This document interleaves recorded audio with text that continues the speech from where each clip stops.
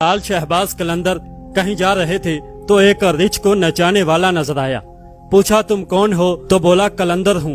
उस दौर में रिछ नचाने वाले को भी कलंदर कहते थे।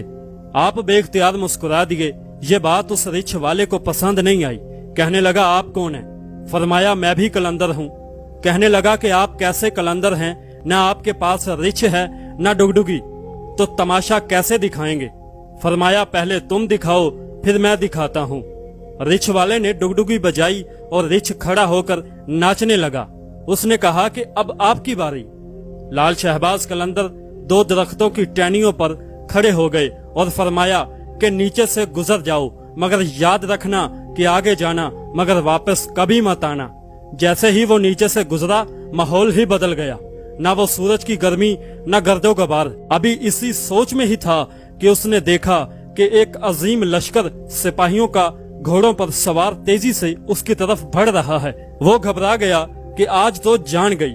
पास पहुंचकर लश्कर रुका और सीपा सलार आगे बढ़ा। उससे पहले वो कुछ कहता कि सीपा सलार बोला कि बादशाह सलामत, आप कहाँ गायब हो गए थे? आपकी सल्तनत आपका इंतजार कर रही है और मलका यालिया का रो रो कर बुरा हाल है। अब वो हैरान और परेशान शाही घोड़े पर सवार होकर साथ चल दिया। जब महल पहुंचा तो अजीम शान इमारत देखकर हैरान था। महल के अंदर दाखिल हुआ तो खूबसूरत मलका गिले शिकवे करती लिपट गई। अब वो शाही पोशाक पहनकर तख्त पर बैठ गया। सालों गुजर गए, बच्चे हुए, फिर शहजादे बड़े हो गए, बुढ़ापा आ गया, जिस्म से जान मुंह से जायका चला गया।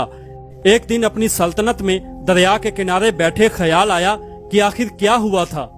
उसी जुस्तजू में वहीं पहुंचा जहां पर लश्कर था तो देखा कि वो दरख्त अभी भी मौजूद है। सोचा चलो देखते हैं, और दरख्त के बीच से गुजरा तो माहौल बदल गया।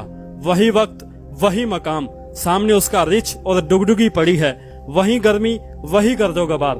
पीछे देखा तो लाल शहबाज कलंदर रहमतुल्लाह अलैह सरकार खड़े थे उसी हालत में। बोला जनाब मेरी सल्तनत, मेरी मलका, मेरे शहजादे। तो आपने फरमाया ये सब तमाशा था। प्यारे दोस्तों, वीडियो अच्छी लगी तो आप हमें फॉलो सब्सक्राइब करें। मिलते हैं फिर किसी अगली वीडियो।